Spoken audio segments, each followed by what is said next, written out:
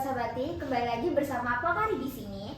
Pada podcast kali ini kita akan membahas tentang perempuan dan pendidikan yang akan dibawakan oleh narasumber kita, yaitu Sabati Rosarinda Ayuni Widodo atau yang bisa dipanggil Ocha.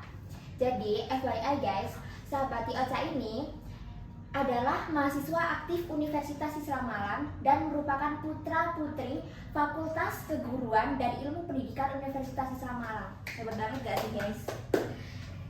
Langsung saja kita akan berbincang dengan Sabati Ocha selaku narasumber.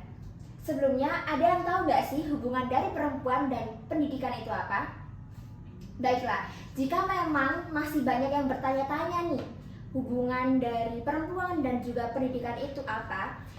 Saya akan serahkan kepada narasumber kita, yaitu Sabati Ocha. Baik, terima kasih Sahabati Nalar.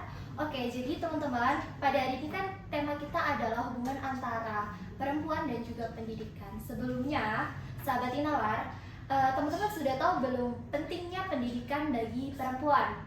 Banyak sekali kan kayak ada kata-kata tuh seringkali kita dengar, ngapain sih perempuan itu selalu harus pendidikannya itu tinggi, ngapain sih kuliah tinggi-tinggi, toh nantinya juga akan kembalinya ke dapur, kasur, sama sumur.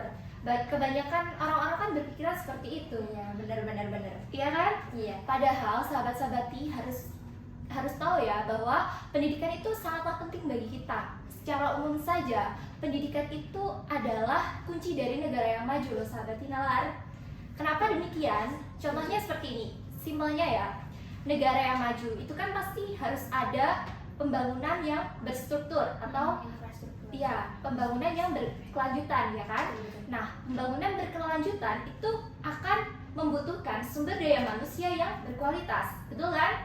Sumber daya manusia yang berkualitas tersebut lahir dari mana? Tentunya lahir dari dunia pendidikan. Jadi nanti pada akhirnya di negara ini saja itu kembalinya juga di pendidikan. Jadi sebegitu penting pendidikan bagi kita, baik laki-laki maupun perempuan. Apalagi bagi perempuan, sahabat Nalar. Seperti itu kalau pendidikan secara umum menurut saya. Jadi menurut Sabati Ocha, bagaimana nih sebuah pendidikan dapat membantu mengatasi diskriminasi gender terhadap perempuan? Baik, sebelumnya mungkin kita semua juga sadar ya, kita itu sangat tidak setuju sekali adanya diskriminasi gender, baik dari feminis maupun dari laki-laki ya. Karena kenapa? Karena menurut saya manusia itu diciptakan berdasarkan kelebihan dan kekurangannya masing-masing. Allah Subhanahu wa Ta'ala itu saja itu memerintahkan makhluknya untuk menuntut ilmu, baik yang laki-laki maupun yang perempuan gitu. Jadinya untuk perempuan itu tidak ada alasan sebetulnya untuk memiliki sebuah pendidikan. Toh ada hadis nih sahabat Nalar yang berbunyi seperti ini. Al-ummu madrasatil ula. Jadi pendidikan anak yang pertama kali itu adalah dari ibunya. Sehingga seorang wanita itu nantinya akan dipersiapkan untuk generasi kedepannya, untuk anak-anak mereka, untuk mendidik anak-anak mereka seperti itu. Jadi ketika ibu sebagai madrasah pertama nih, dia punya ilmu dan juga kapasitas ilmu yang bagus, otomatis nanti akan melahirkan dan mencetak anak-anak dan generasi muda yang berkualitas seperti itu. Jadi sangat penting sekali ilmu atau pendidikan bagi seorang wanita. Seperti itu sahabat Nalar. Ya, keren.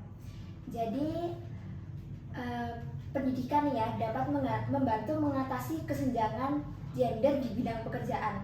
Itu menurut Kak Ocha ini seperti apa sih? Oke, sahabat Nalar, saya jawab.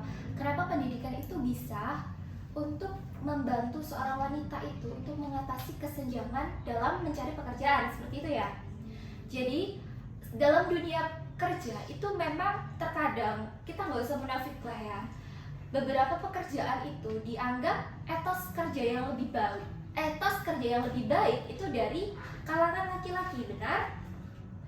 Namun tidak menutup kemungkinan bahwa wanita itu bisa, tergantung kapasitasnya, kapasitas ilmunya, apakah dia mampu secara fisik, secara intelektual mungkin untuk mendapatkan pekerjaan tersebut. Menurut saya, jika seorang wanita sudah berpendidikan tinggi, walaupun pendidikan tinggi tidak menjamin ilmu seseorang ya, tapi setidaknya itu adalah apa ya, intinya kayak bekal kita nantinya itu. Karena kan kita kuliah kan juga bukan tujuan utamanya sebagai mencari pekerjaan kan, apalagi kalau untuk wanita kan. Jadi menurut saya ketika seorang wanita berpendidikan ataupun mempunyai intelektual yang tinggi, sangat tidak menutup kemungkinan sama sekali untuk bisa bersaing dengan seorang pria dalam menuntut ilmu, dalam mencari pekerjaan. Seperti itu sahabat Tinalar. Nah, gimana kalau misalnya nih ketika kita sudah menikah, tetapi suami kita tuh nggak pengen kita untuk bekerja, padahal kita tuh dari awal sudah memplanning diri kita bahwasannya nantinya saya ingin menjadi seorang wanita karir gitu kan. Karena kan begini, banyak sekali kasus-kasus seperti perselingkuhan dan lain-lain diceraikan gitu loh oleh suaminya. Tetapi ketika sudah diceraikan, si wanita ini tadi tidak memiliki apa-apa, tidak memiliki pegangan. Jadi benar-benar tidak bisa mencari uang seperti itu. Nah, gimana sih tanggapan Kak Ocha sebagai dulu seingat saya waktu SMP itu juga guru bahasa Indonesia saya itu pernah bilang kan, nanti sekaya apapun suami kalian, semampu apapun nanti keluarga suami kalian atau keluarga kalian itu, kalau bisa kalian itu sebagai perempuan itu kerja. Kenapa? Karena tidak menutup kemungkinan suami kita nanti menemani kita sampai kapan, ya kan? Wallahu alam, kita nggak ada yang tahu, dan kita juga nggak pengen kan kalau misal terjadi apa-apa, mungkin jangan sampai mati meninggal ya, misalkan kayak kecelakaan atau akhirnya tidak bisa mencari pekerjaan atau kehilangan mata pencahariannya.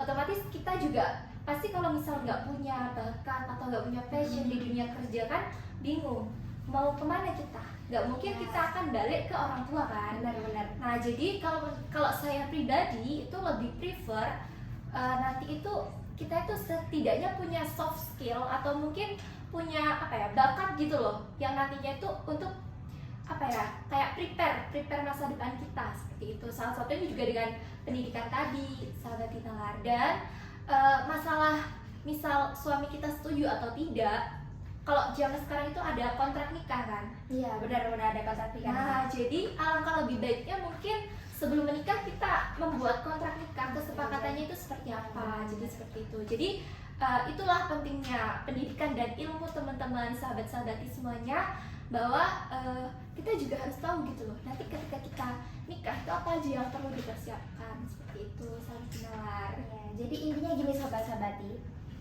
kita tuh harus menjadi wanita karir gitu kan, jangan bergantung sama laki-laki gitu. Kita harus bisa berdiri di kaki kita sendiri, meskipun kita sudah punya suami, tapi ketika kita sudah menikah jangan bergantung sepenuhnya kepada suami gitu kan.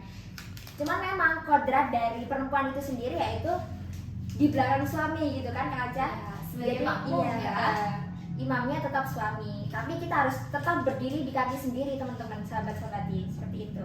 Benar sekali. Nah, pertanyaan selanjutnya nih Kak Aca, Ya. apa strategi yang efektif untuk meningkatkan partisipasi perempuan dalam bidang pendidikan yang biasanya didominasi oleh lelaki? Pertama, sebenarnya permasalahan kesenjangan kesenjangan gender kalau menurut Iya. saya seperti itu tergantung kepada rasa percaya diri kita sebagai perempuan. Terkadang banyak dari teman-teman perempuan yang mungkin punya etos kerja bagus, mungkin punya intelektual yang bagus, tapi kurangnya kepercayaan diri. Itu juga berpengaruh sekali ya. Mungkin kalau menurut saya, pesan saya bagi para perempuan yang ingin mungkin bersaing mencari pekerjaan, atau mungkin bersaing dalam kompetisi atau perlombaan, itu jangan pernah minder hanya karena alasan gender menurut saya. Karena sekarang itu sudah tidak zamannya lagi. Banyak sekali kan contohnya seperti Ibu Susi sebagai menteri, Ibu Khofifah mungkin sebagai gubernur kita. Itu jadi kita itu yang penting itu value kita. Jadi kita persiapkan aja gitu loh. Jadi nggak usah ragu. Intinya kuncinya apa? Kuncinya percaya diri kayak gitu ya. Jadi harus jadi high value woman namanya aja. Yes. Nah, pertanyaan yang terakhir nih Kak Ocha, bagaimana sih tips dan trik cara seorang perempuan dalam meningkatkan kualitas dirinya atau value dalam dirinya tadi? Pertama, kalau menurut saya sebenarnya baik perempuan atau laki-laki ini tuh penting. Kita harus punya target. Nah, target kita itu apa saja? Target kita nantinya mau jadi apa? Nanti setelah ini mungkin kita setelah lulus S1 kita mau jadi apa? Mungkin lanjut S2 atau mungkin kerja atau mungkin menjadi ibu rumah tangga, kan kita pasti punya target. Nah, itu kenapa harus punya target? Karena agar kita itu termotivasi dan lebih apa ya, kayak punya rencana yang benar-benar kita persiapkan untuk apa ya, kedepannya, dan juga kayak biar kita itu hidupnya itu tertata gitu loh. Sahabat Tinalar, kita harus punya target pertama ya. Kedua, kita harus selalu berusaha, karena kan menjeda wajada, barang siapa yang akan bersungguh-sungguh maka dia akan berhasil, seperti itu. Jadi pertama harus punya target, dan kedua harus berusaha. Seperti itu mungkin dari saya. Selebihnya mungkin ya tergantung masing-masing ya, pribadi masing-masing, seperti itu. Bener sih kata Kak Ocha, kalau misalnya kita tuh harus punya planning. Meskipun kita nggak punya planning nih, nanti kita lulus mau jadi apa gitu kan, seenggaknya besok ini kita mau ngapain gitu loh. Kita harus menjadi wanita yang produktif. Karena apa? Produktivitas itulah adalah hal yang penting untuk menaikkan value kita sebagai perempuan gitu kan Kak Ocha? Benar sekali. Seperti halnya kayak saya nih hari ini lagi podcast nih ya, besok saya mikir, oh besok mau makan apa ya, itu termasuk dalam planning gitu loh. Besok mau makan apa, mau belanja apa, aku harus kayak gimana gitu kan. Benar sekali, sahabat Tinalar. Wah, sangat bagus banget sih tipsnya dari Kak Ocha. Selanjutnya, apa ada kata-kata yang akan diberikan oleh sahabati Kak Ocha untuk para kopri di luar sana? Oke, untuk sahabati dari Kopri, dari PMI sendiri ya, selalu rapatkan barisan, kita genggam tangan bersama, jangan pernah takut dan jangan pernah resah dengan apa yang terjadi di luar sana. Kita harus percaya, kita wanita, kita bisa gitu. Keren. Baik, terima kasih saya ucapkan kepada sahabati Ocha selaku pemateri Pokari pada kali ini. Untuk perempuan-perempuan yang sedang berjuang mati-matian, lelah-lelahan, kalian hebat, kalian kuat, dan kalian tangguh, serta kalian luar biasa. Sekian podcast kali ini. Wassalamualaikum warahmatullahi wabarakatuh.